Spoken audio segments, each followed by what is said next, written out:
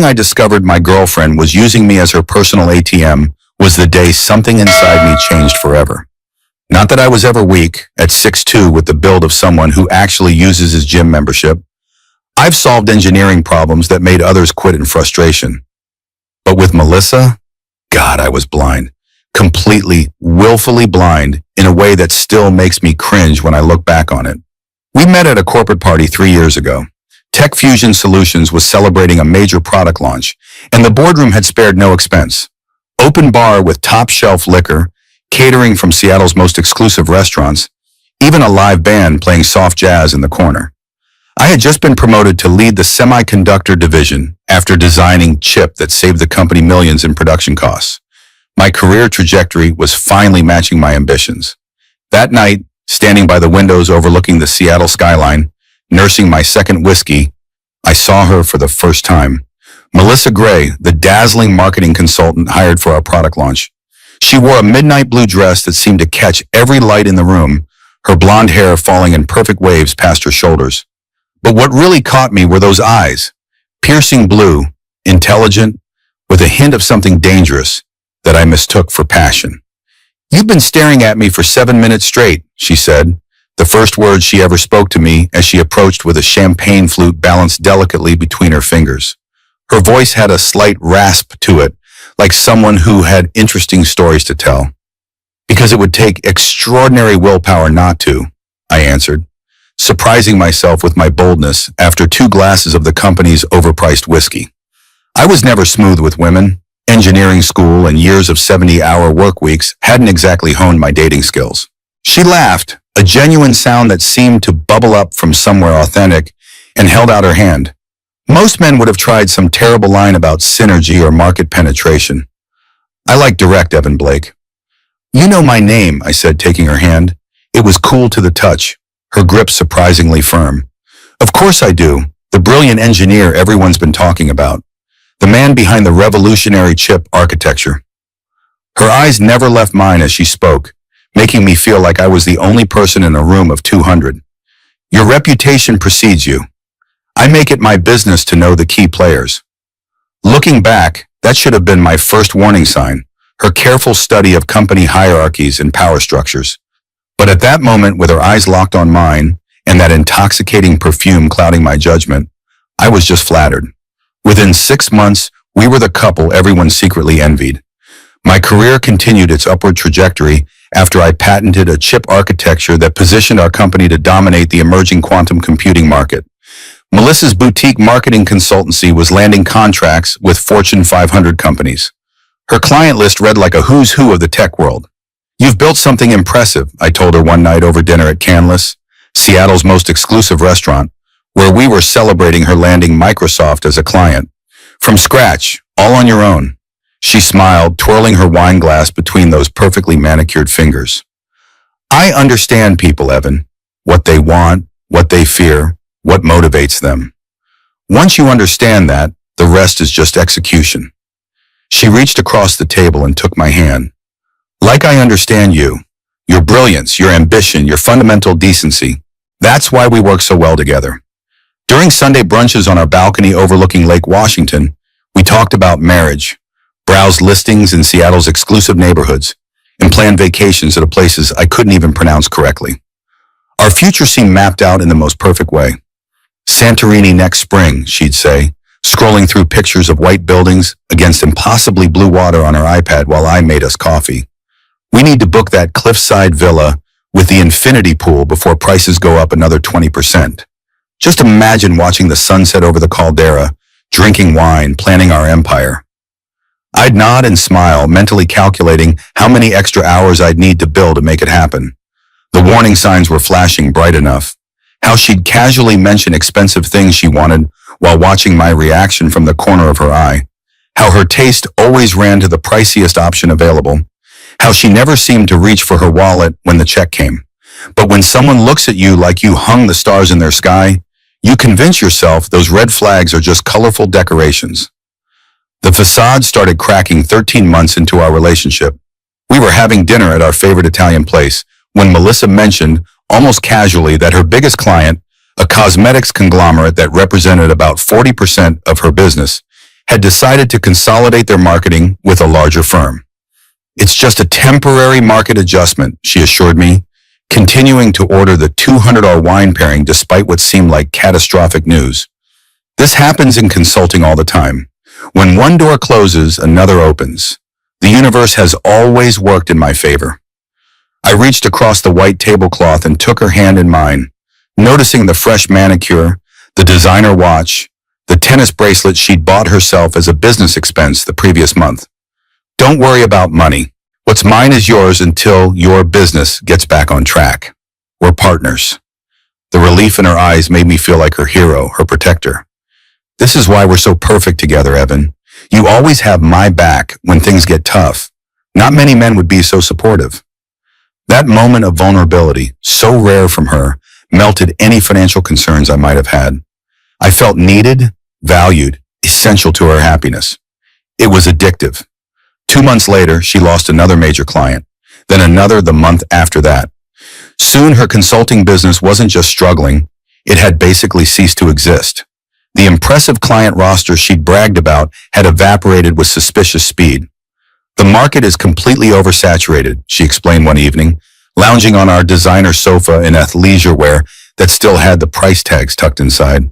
I noticed but said nothing, not wanting to start a fight. Everyone's cutting their marketing budgets. It's just terrible timing, but I'm networking like crazy. Something big is just around the corner. I can feel it. I nodded and transferred more money into our joint account. Remember, we're a team, Mel. My resources are your resources. She rewarded me with affection and whispered appreciation that made every penny seem worth it. That night, as we lay in bed, she traced patterns on my chest with her finger. Do you know how rare you are? Most men would be threatened by a successful woman and then resentful when she hit a rough patch. You're different. You're secure enough to support me through this.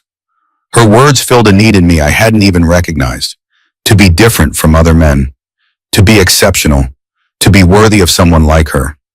It was manipulation, masterfully executed, but I was too deep to see it. By month 4 of her unemployment, I was carrying all our financial weight. The rent on our luxury apartment overlooking the water, $3,800 monthly. Payments on her leased BMW convertible, $850 monthly. Our habit of dining out 3 nights a week, easily $1,000 weekly. And her shopping habit that somehow intensified rather than diminished during her jobless period. My savings were dwindling at an alarming rate, but each time I considered bringing it up, she'd have a promising lead on a new client or a potential partnership that was just about to materialize. I need to maintain appearances when I'm networking with potential clients, she explained defensively, when I finally worked up the courage to ask about the 3 designer handbags that appeared in our closet in a single week. Nobody gives contracts to consultants who look desperate. This is an investment in our future, Evan. Trust me, I know how this game is played. It made sense when she said it. Melissa had this talent for making questionable behaviors seem completely reasonable, practically necessary, through sheer confidence and careful word choice. She could sell sand to a desert, as the saying goes, and she was certainly selling me on supporting her increasingly luxurious lifestyle while she rebuilt her business. Then came the loan request that would change everything between us. We were having breakfast on our balcony, enjoying the view of Lake Washington, while the morning sun made her perfectly highlighted blonde hair glow like a halo, another cruel joke from the universe, giving an angel's appearance to someone with far less heavenly intentions. She was wearing the silk robe I bought her for her birthday, looking like she'd stepped out of a luxury lifestyle magazine. Evan, she said, stirring her imported coffee with deliberate slowness, I need to talk to you about something exciting. I reluctantly looked up from the quarterly reports on my tablet. I'd been working longer hours lately, trying to make up for our increased expenses. What's on your mind? I have this amazing investment opportunity through my network. Her eyes lit up with genuine enthusiasm, something I hadn't seen in weeks. Alexandra Winters, you remember her from the charity gala? Tall redhead, husbands in venture capital. Her beauty tech startup is combining skincare with AI. They've developed an algorithm that can analyze skin at a molecular level through a smartphone camera and recommend personalized skincare regimens. It's revolutionary, Evan. My interest perked up immediately. This was the first concrete plan for her career she'd mentioned in months, rather than vague networking and cultivating leads. That sounds promising for your comeback. It really is. She leaned forward, her excitement palpable. They've already secured preliminary funding, but they're looking for a few select investors before their next major round. The best part is that Alexandra wants me to handle all their marketing when they launch. She specifically asked for me, said no one else understands luxury beauty marketing like I do. I felt a surge of pride on her behalf. Maybe things were finally turning around. That's fantastic, Mel. You deserve it. There's just one thing, she said, reaching across the table to take my hand. Her nails were freshly done in an expensive-looking pale pink despite her supposed financial troubles. They need investment capital right now. $5,000 would get me partial ownership, plus guarantee me the marketing contract when they launch. It's a win-win. I nearly choked on my coffee. $5,000? That's a lot of cash, Melissa. I know, she acknowledged, squeezing in my hand, and I wouldn't ask if it weren't such an incredible opportunity. I'll pay you back as soon as I get my tax refund next month. You know I'm expecting that big return from when my business was doing well last year. I hesitated, mentally reviewing my savings. Between covering our living expenses and maintaining my own financial goals, things were getting tight. My emergency fund was nearly depleted, and I'd already cut back on my retirement contributions. But the hope in her eyes, the first real enthusiasm I'd seen from her in months, was impossible to resist. I'll transfer it today, I finally said. Can you forward me the investment details for my records? Prospectus, business plan, that sort of thing? She practically launched herself across the table to embrace me, pressing a kiss to my cheek that left a perfect lipstick mark. You're amazing, babe. I'll have Alexandra send everything over. This is going to change everything. I promise you won't regret it. When this company takes off, we'll look back and laugh about how worried we were. She was right about one thing. Everything did change, just not in the way either of us expected. The tax refund month came and went. No mention of repayment. When I gently brought it up over dinner at a restaurant we couldn't afford, Melissa had an elaborate explanation about delays with the IRS, something about an audit triggered by her business deductions. I nodded and pretended to believe her, but inside my suspicions were growing stronger by the day. These things take time to resolve, she said, patting my hand condescendingly. The government moves at its own pace. My accountant says it could be another month or two. Meanwhile, her investment showed no signs of bearing fruit. Every time I asked about the beauty tech startup, I got increasingly vague responses about development phases and upcoming launches. The promised marketing contract never materialized. The business documentation she'd promised never arrived in my inbox, despite repeated requests. These things take time, Evan, she'd say with growing irritation. Tech development isn't like engineering where everything follows a strict timeline. It's more fluid, more creative. They're perfecting the algorithm. We want to get it right before launch. But new things kept appearing in our apartment. A high-end laptop appeared on her desk, replacing the perfectly functional one she already had. Those noise-canceling headphones she'd been eyeing suddenly materialized around her neck. Most suspiciously, she took a weekend trip to Portland with her networking contacts that I wasn't invited to join, returning with shopping bags from boutiques I recognized as high-end. Something cold and hard was forming in the pit of my stomach, a realization I wasn't ready to face. The evidence was mounting that the investment opportunity had been nothing more than a creative way to extract more money from me, money that she'd promptly spent on herself. Then one Wednesday night, everything changed permanently. I came home early from work after my team finally resolved the integration issues with the chipset we'd been developing for 18 months. My boss, recognizing our exhaustion, sent everyone home early to recover. Go home, Blake, he said, clapping me on the shoulder. You've earned it. Get some rest. Spend time with that gorgeous girlfriend of yours. The project's on track, thanks to you. I decided to surprise Melissa with takeout from her favorite Thai place and maybe open a nice bottle of wine to celebrate. I'd been working such long hours that we'd barely seen each other, and despite my growing suspicions, I still wanted to salvage what we had. I still loved her, or at least I loved who I thought she was. The surprise was on me when I walked into our bedroom and found her phone on the rumpled sheets, screen lit up with notifications. I could hear the shower running in the bathroom, steam creeping under the door, along with the scent of her expensive shower gel. What I did next falls below my usual ethical standards, but I'd do it again in a heartbeat. I picked up her phone. We'd always known each other's passcodes, or at least I thought we did. Hers had been changed without telling me, another small betrayal in what I was beginning to realize was a relationship built on them. But a text preview was visible on the lock screen. Derek, reservation confirmed for tonight. Presidential suite. Wear that black thing from last weekend.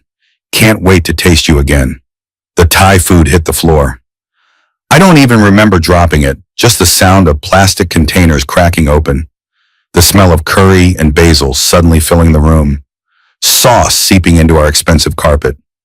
The bathroom door opened moments later, releasing a cloud of scented steam followed by Melissa wrapped in a towel, her wet hair cascading over her shoulders. She froze when she saw me standing there, her phone in my hand, food scattered across our expensive carpet. "You're home early," she said, her voice carefully neutral, but I caught the flash of calculation in her eyes, saw the slight tensing of her shoulders as she assessed the situation. "Who's Derek?" I asked, matching her calm tone, despite the hurricane raging inside me, despite the fact that my entire world was collapsing around me. Impressively, she didn't even hesitate. Her response came smooth and practiced, making me wonder how many times she'd lied to my face with that same composure. "A potential client I'm cultivating. Big tech firm looking for marketing consultation." "Interesting approach to client acquisition," I said, nodding toward the visible message on her phone screen. "Do all your clients book presidential suites and request specific outfits?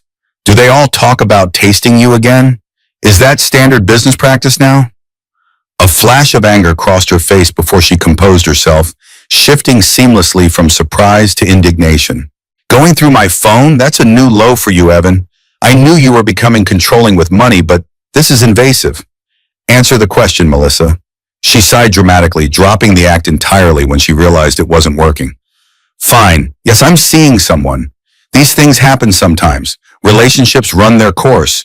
People grow apart." "While I'm paying all your bills?" My voice rose despite my efforts to stay calm, the betrayal cutting deeper than I'd expected. "While I transferred money from my savings so you could invest in some non-existent startup? While I've been working overtime to keep up with your spending?" She shrugged and reached for her expensive moisturizer on the dresser, applying it to her arms and décolletage with practiced strokes, as if we were discussing something as trivial as dinner plans. "What we had is over, Evan. It hasn't been working for a long time. You're so wrapped up in your work, so predictable, so boring." She said the last word with particular emphasis, knowing it would hurt. "And when were you planning to tell me this? After I paid next month's rent, perhaps? After another loan for another fake investment?" She turned to face me, all pretense gone, a coldness in her eyes I'd never seen before, or perhaps had chosen not to see. "What do you want me to do, Evan? That you were convenient? That you were safe and reliable with your perfect job and your perfect credit score? Fine. You were basically an ATM in my life. Derek makes me feel alive. He's spontaneous, exciting, doesn't track every penny or question every purchase." Her words hit like physical blows, but I refused to show how deeply they wounded me.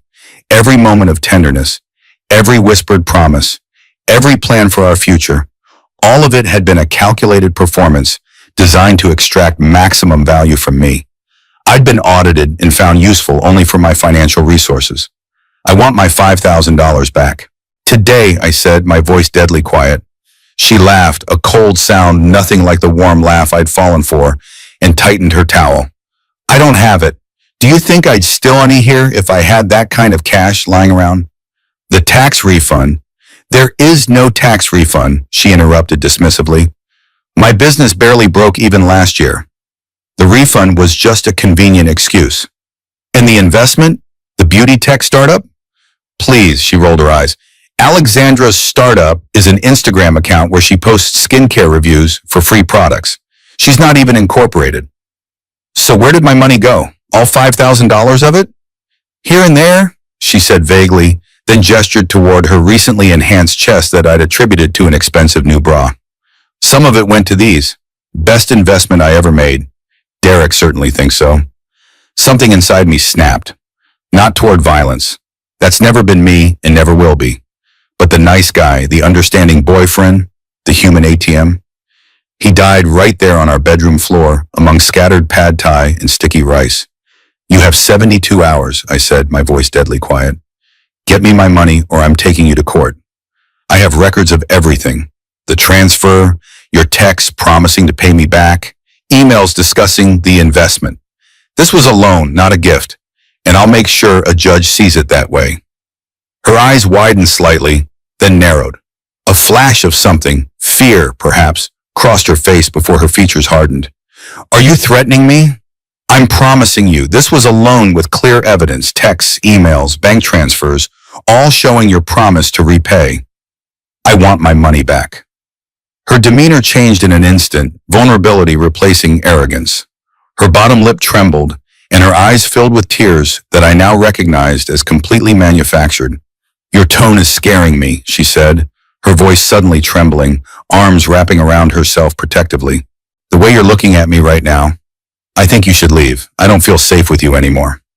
I recognized the performance for what it was, a calculated pivot to victim status, but I also knew when to make a tactical retreat.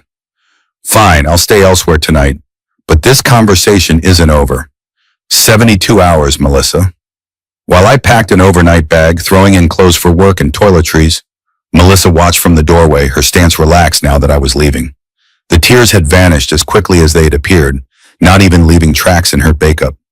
You're taking this all wrong, she said casually, examining her manicure.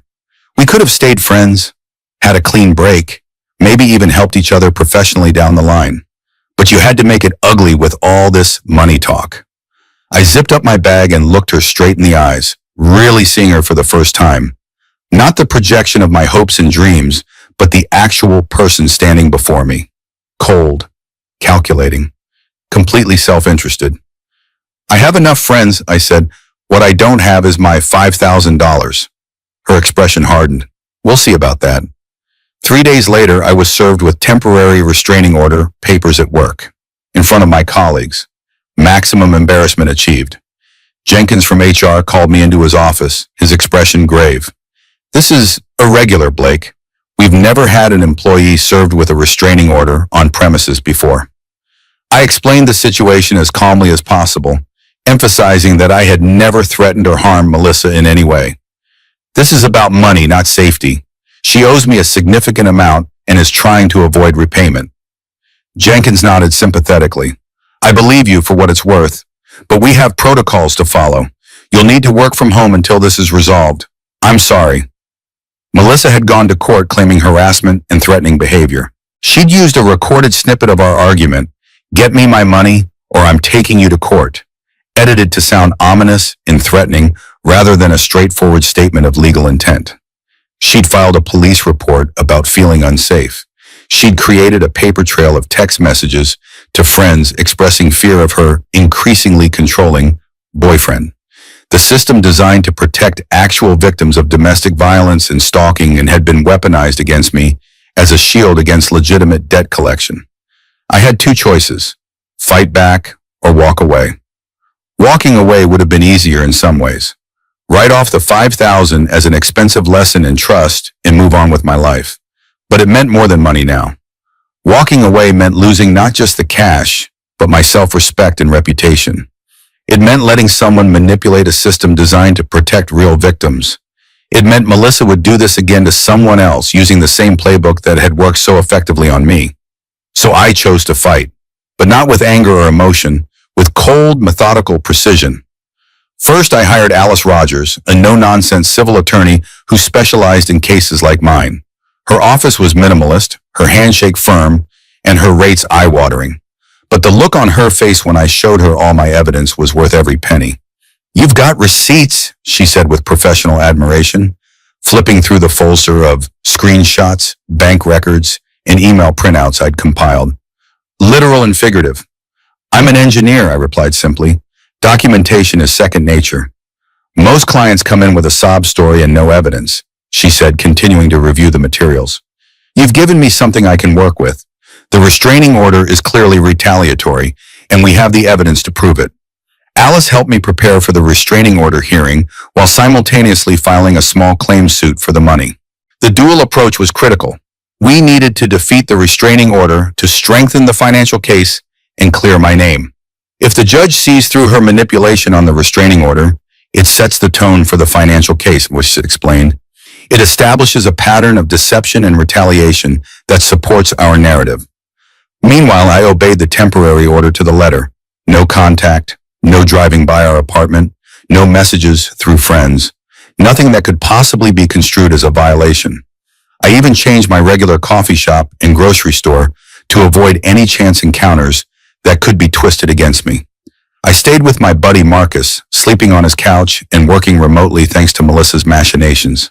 The embarrassment of being effectively suspended from the office stung, but I channeled that frustration into preparation. Each night after Marcus went to bed, I added to my evidence file, organizing bank statements, screenshots, and our communication history with the precision of a man building a weapon. I created timelines, cross-referenced dates, and built a case that left no room for interpretation. "You're scarily calm about all this," Marcus observed one evening as I methodically labeled another digital folder. "If someone did this to me, I'd be losing my mind."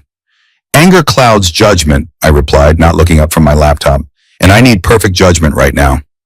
"Well, just remember to sleep occasionally," he said, heading to bed. Revenge is a dish best served by someone who isn't sleep-deprived and crazy-eyed. The day of the restraining order hearing arrived faster than expected. I wore my best suit, the one I saved for executive meetings and high-stakes client presentations. Alice and I arrived early, reviewing our strategy in hushed tones outside the courtroom. "Let me do most of the talking," she advised. "If the judge asks you questions directly, answer truthfully but concisely.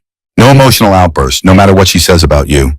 Remember, we want to appear as the rational party here." Melissa arrived with her attorney, a distinguished-looking woman in her 50s with steel gray hair and an expensive pantsuit.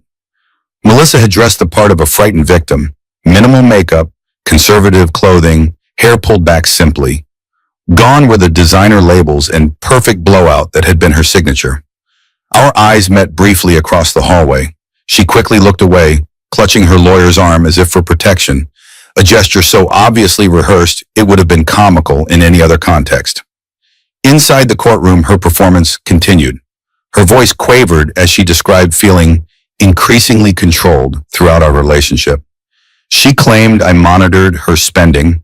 I hadn't, not until the loan, dictated her friendships, completely false, and became terrifying when she tried to end things. "He demanded money from me," she said, dabbing at non-existent tears with a tissue her lawyer had conveniently provided. "He said he'd make me pay if I didn't give it to him. I haven't been able to sleep, Your Honor. I'm constantly looking over my shoulder, afraid of what he might do."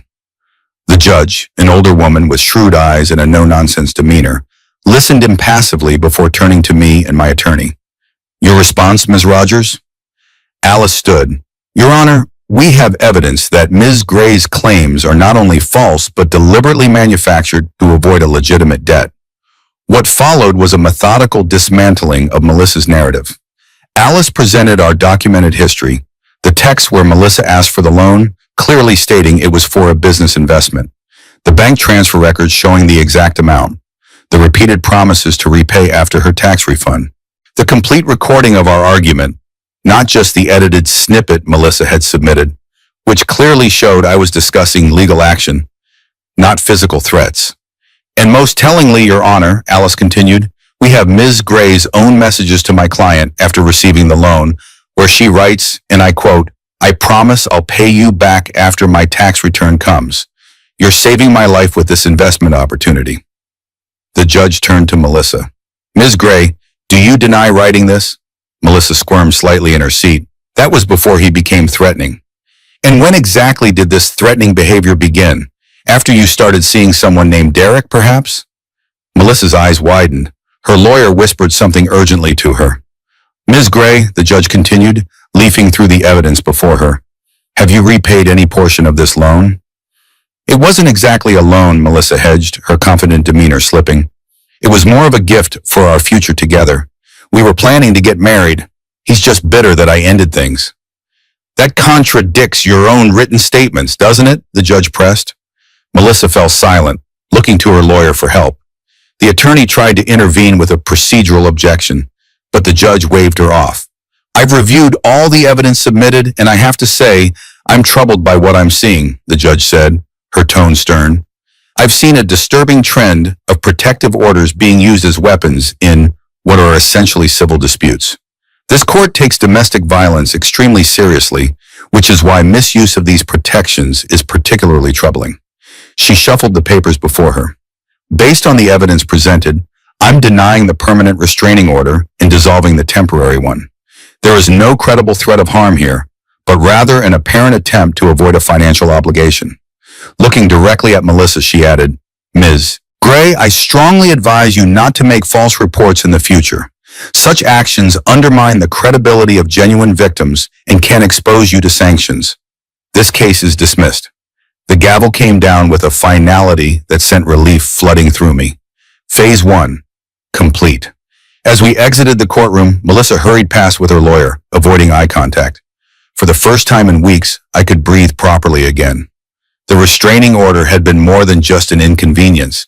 It had been a stain on my character, a shadow over my reputation, a constant source of anxiety. Having it lifted felt like removing a weight I hadn't fully acknowledged was crushing me. Round 1 to us, Alice said quietly as we walked toward the parking garage. Now for the money. The small claims case was scheduled for 3 weeks later. During that time, I moved back into our, now my, apartment. Melissa had cleared out her things with surprising efficiency, leaving behind only a few worthless items and a lingering scent of her perfume that took days to fade. I opened all the windows despite the Seattle drizzle, trying to exorcise the last traces of her presence. I returned to the office where Jenkins welcomed me back with obvious relief. Glad to have you back in person, Blake. The restraining order? Dismissed completely, I said. The judge saw through it immediately. Never doubted you, he said, though we both knew that wasn't entirely true. The shadow of an accusation, even a false one, changes how people see you. I threw myself into preparation for the financial case, working closely with Alice to ensure our claim was airtight.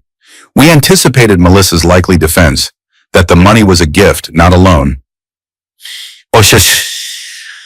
and gathered every scrap of evidence to counter it. On the day of the hearing, I felt strangely calm. There's something powerful about knowing you're completely in the right, with the evidence to prove it. The small claims courtroom was less formal than the one for the restraining order hearing. The judge, a middle-aged man with reading glasses perched on his nose, called our case with businesslike efficiency. Melissa had dressed differently this time. Power suit, hair professionally styled, full makeup. The vulnerable victim act had been replaced by confident businesswoman. Her new attorney, a young man with an expensive tie and eager expression, stood beside her with a thin folder of documents that suggested limited preparation. I presented my case first, laying out the facts with the clear, logical precision that made me good at my job. Bank transfer records, text messages, emails discussing repayment. The judge asked a few clarifying questions, but mostly just listened and took notes. When it was Melissa's turn, she went straight to the expected defense. This was clearly a gift between romantic partners, she stated firmly, all traces of the fearful woman from the restraining order hearing gone. Evan was always generous with money during our relationship. There was never any formal loan agreement, no promissory note, no repayment schedule. We were building a life together, and financial support was part of that understanding. Her attorney added, Your Honor, in the absence of a written contract, the burden of proof falls on Mr. Blake to demonstrate this was a loan and not a gift typical of their relationship. The judge peered at them over his glasses. Mrs. Gray, I have several text messages here where you explicitly state you will repay this money after receiving your tax refund. How do you explain that? Melissa faltered slightly. I was just saying what he wanted to hear. In abusive relationships. Ms. Gray, the judge interrupted, the restraining order against Mr. Blake was dismissed. I'd advise against making unsupported allegations here. Her attorney whispered something to her, and she shifted tactics. Regardless of what I said then, we had an understanding that financial support was part of our relationship. He gave me money all the time. This was no different. Did you regularly promise to pay back these other amounts? The judge asked, his tone making it clear he already knew the answer. Well, no, but... So this was different, wasn't it? Melissa fell silent again. Her attorney tried to intervene with a technical argument about community property and relationship expectations, but the judge wasn't having it. Counselor, this isn't a divorce case. We're dealing with a specific financial transaction with clear evidence of intent. He turned to me. Mr. Blake, did Ms. Gray ever repay any portion of this money? No, Your Honor, despite receiving her tax refund as expected. The judge nodded and made a final note. Based on the evidence before me, I find that the $5,000 in question was clearly a loan, not a gift. Ms. Gray, you are ordered to repay Mr. Blake the full amount plus filing fees of $120 for a total of $5,120. Relief and vindication washed over me. I'd won, on paper at least, but I'd been around long enough to know that a judgment is only as good as its enforcement. My caution proved warranted. 30 days passed, no payment. 60 days, nothing. Not even an acknowledgement of the judgment. Melissa was ignoring the court order, perhaps hoping I'd give up rather than pursue it further. She didn't know me very well after all. Alice filed for a wage garnishment order. We'd done our homework. Melissa had landed a new marketing position at a mid-sized tech firm in Bellevue. The court approved our request, and the garnishment paperwork was served to her employer's HR department. By law, they were required to withhold a percentage of her wages each pay period and forward it to the court, which would then distribute it to me. There was no wiggle room.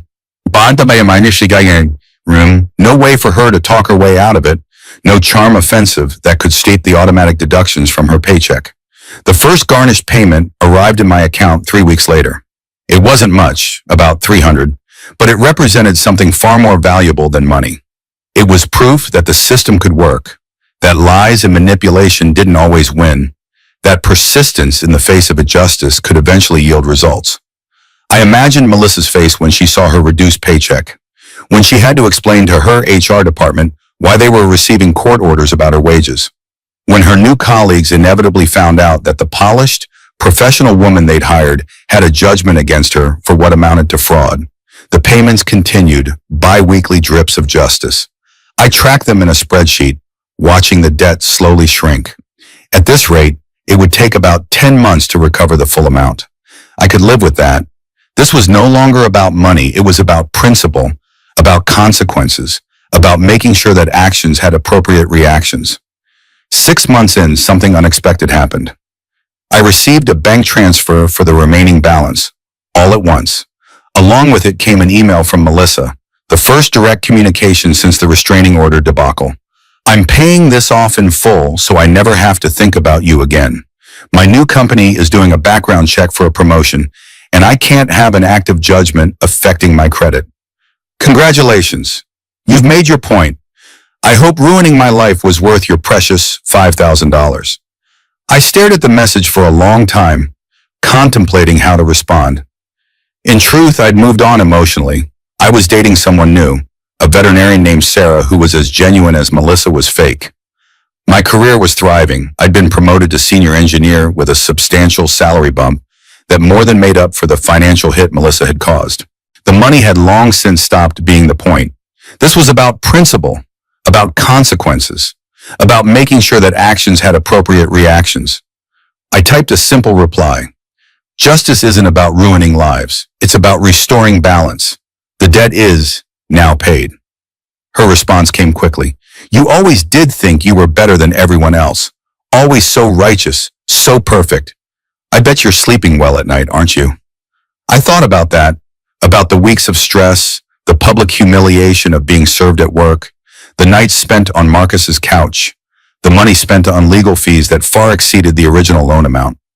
But I also thought about the clarity that comes from being tested, about discovering your own strength, about learning who your real friends are, about the peace that comes from standing up for what's right, even when it's difficult, even when it would be easier to just walk away.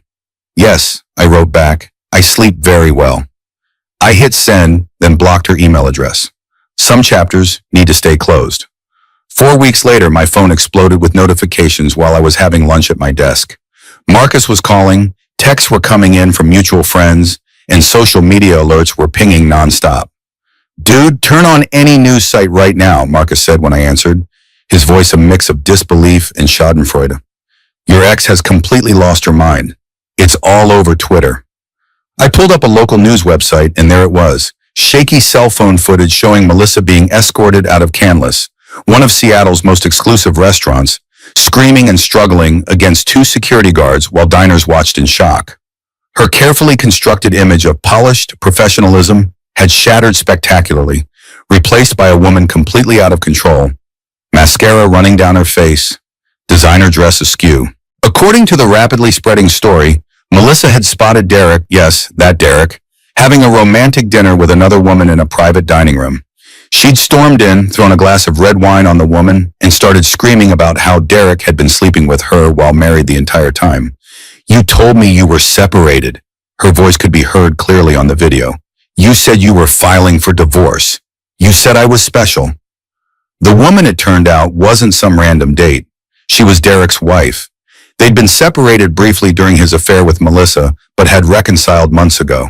He'd been stringing Melissa along the entire time, just as she had done to me.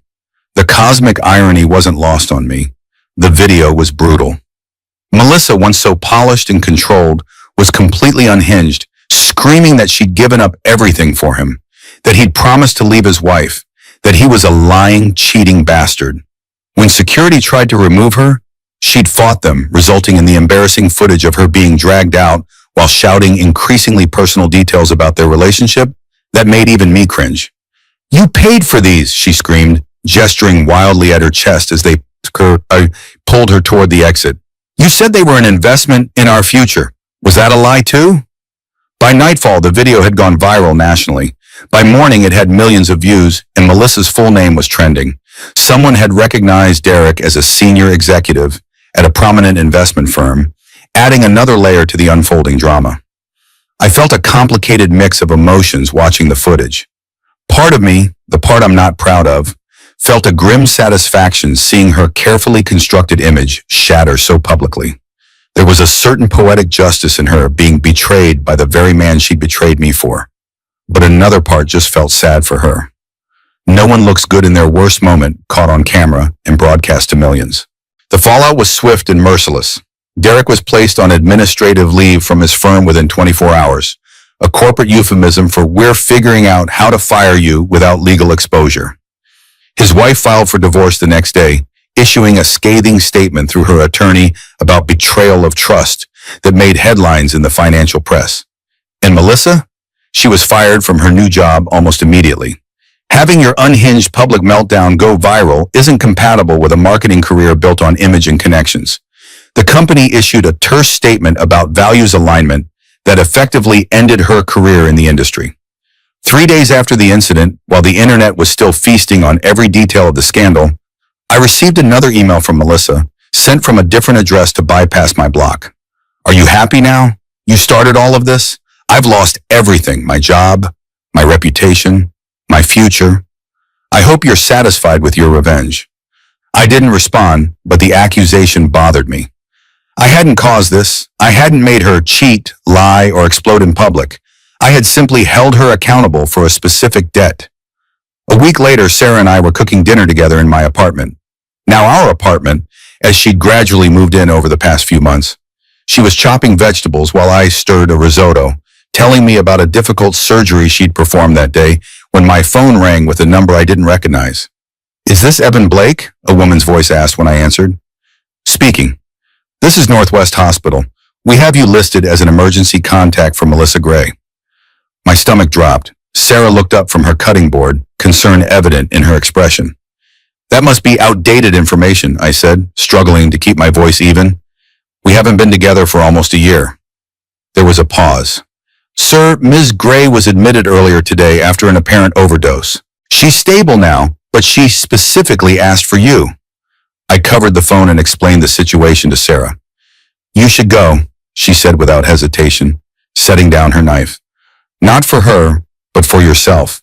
You need closure on this chapter. The hospital room was dim when I arrived, the steady beep of monitors creating a rhythmic backdrop to the scene. Melissa looked small in the bed, hooked up to IVs, her once perfect appearance now gaunt and disheveled. Her expensive highlights had grown out, revealing darker roots. Without makeup, she looked older, more vulnerable. When she saw me, tears filled her eyes. Real ones this time. Not the calculated performances I'd witnessed in court. "I didn't think you'd come," she whispered. "I almost didn't," I admitted, standing at the foot of her bed, unwilling to move closer. "Sarah thought it would be good for me to hear what you have to say." "Sarah," she repeated, a hint of bitterness in her tone. "The new girlfriend." "Yes," I said simply, not taking the bait. "I lost everything, Evan," she said after a moment, her voice small. "My job, my apartment, my car. Derek ghosted me after the video. His wife's family has connections everywhere. No one in marketing will touch me now." Her voice broke. "I have nothing." "I'm sorry you're going through this," I said and meant it. Despite everything, I didn't wish this kind of rock bottom on anyone. "But you made choices, Melissa.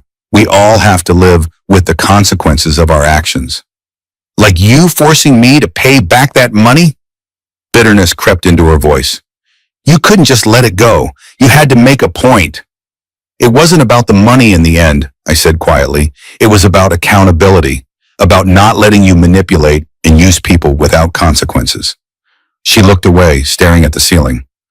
"The doctors say I need therapy. A lot of it. They're making me see someone as a condition of release." "Good. I hope it helps you." "They think I have narcissistic personality disorder," she said quietly, "with borderline tendencies." I nodded, unsurprised. That would explain a lot. We sat in silence for a moment before she spoke again. "I used you. I used Derek. I've been using people my whole life because I don't know how else to be. And now it's all caught up with me." For the first time, I saw a glimpse of real self-awareness in her eyes, a crack in the facade that had always been impenetrable before. "My parents are coming tomorrow," she continued. "They're taking me back to Idaho. I'll have to live with them until I can figure things out." "What happens now?" I asked. "Mandatory therapy, moving back to a town where everyone knew me as the golden girl who was going to conquer the world. Starting over from nothing." She looked up at me, her gaze direct for the first time. "I wanted to say I'm sorry. Not because I think it changes anything, but because I need to say it. I'm sorry for what I did to you." I studied her face, looking for the manipulation, the angle, but all I saw was exhaustion and defeat. The person before me was so far removed from the confident, calculating woman who had systematically exploited me that they might as well have been different people entirely. "I accept your apology," I said finally, "and I hope you find your way." As I turned to leave, she called after me, "Are you happy, Evan, with your life now?" I thought about Sarah waiting for me at home, about our easy companionship, about the ring hidden in my sock drawer that I was planning to give her next weekend during our hiking trip to Mount Rainier. I thought about my promotion, about the respect I'd earned by standing my ground, about the peace that comes from knowing your own worth. "Yes," I said, "I am." "Good," she whispered. "At least one of us should be." I walked out of that hospital room feeling lighter than I had in months, as if the last tether to a toxic past had finally been cut. The story of Melissa and me wasn't about restraining orders or loans or even justice in the end. It was about learning what I deserved, what I would accept, and what I would fight for. 3 months later, I stood on a cliff overlooking the Puget Sound, watching the sunset paint the sky in impossible colors as Sarah said yes to becoming my wife. The diamond wasn't as large as Melissa would have demanded, but Sarah had teared up when I opened the box, more focused on the promise than the presentation. Later that evening, as we celebrated at a small beachfront restaurant with a view of the Olympic Mountains, my phone pinged with a news alert. I rarely check them anymore, having muted most notifications during the height of the Melissa media circus, but something made me glance down. Derek Hamilton, the investment banker at the center of the viral restaurant scandal, had been indicted for financial fraud unrelated to the incident. The investigation had begun after the publicity from the video had prompted someone at his firm to look more closely at his accounts and trading patterns. He was facing up to 20 years in federal prison for a sophisticated scheme that had defrauded investors of millions. Sarah noticed my expression as I read the article. "Everything okay?" I showed her the phone. "Karma has a longer memory than most people give it credit for." She smiled and took my hand. "Then we better make sure ours is spotless." As for Melissa, I heard through mutual friends that she'd completed her therapy program and was slowly rebuilding her life in her hometown. She was working at a local business, dating someone new, and staying off social media completely. Her fall from grace had been spectacular in public, but her recovery was private and, according to those who knew her, genuine. The restraining order that was meant to shield her from accountability had instead set off a chain of events that stripped away every facade she'd built. Sometimes justice arrives in unexpected ways, at unexpected times, with unexpected thoroughness. 6 months into our marriage, Sarah and I were house hunting in one of Seattle's quieter neighborhoods when my phone rang with an Idaho area code. I almost didn't answer, but curiosity got the better of me. "Evan, it's Melissa." Her voice was different, calmer, less polished, more authentic. For a moment, I considered hanging up, but Sarah squeezed my hand in encouragement. "I'm listening," I said. "I won't take much of your time," she said. "I just wanted to let you know that I'm doing better." The therapy helped. I'm still working on myself, but I understand things now that I didn't before. "I'm glad to hear that," I said cautiously. "I also wanted to tell you that I'm doing a 12-step program as part of my recovery. Making amends is step 9. She paused. "The money wasn't the worst thing I did to you, Evan. The worst thing was making you doubt yourself, your judgment, your worth. You deserved better." The words hit me harder than I expected. "Thank you for saying that." "You don't need to forgive me," she continued. "That's not why I'm calling. I just needed you to know that I recognize the harm I caused, and I'm trying to be better." "I do forgive you, Melissa," I said, surprising myself with the truth of it. "Not for your sake, but for mine. Holding on to resentment only gives you power over me that you don't deserve anymore." There was a long silence before she spoke again. "You really are one of the good ones, Evan. I was just too broken to see it." Another pause. "Take care of yourself, and congratulations on your marriage, Mary told me. She says your wife is wonderful." "She is," I agreed, smiling at Sarah, who was pretending not to listen while examining the crown molding. "Goodbye, Evan." "Goodbye, Melissa." As I put the phone away, Sarah raised an eyebrow. "That sounded civilized." "People can change," I said. "Sometimes they have to lose everything first. And sometimes they need someone to hold them accountable," she added, linking her arm through mine as we continued our tour. "Someone who refuses to be manipulated, no matter what tactics are used against them." That evening, as we sat on the deck of our rental with a bottle of wine, watching the Seattle skyline twinkle in the distance, Sarah asked me a question that made me think. "Do you ever regret any of it? The courts, the lawyers, all that effort over $5,000? I considered her question carefully.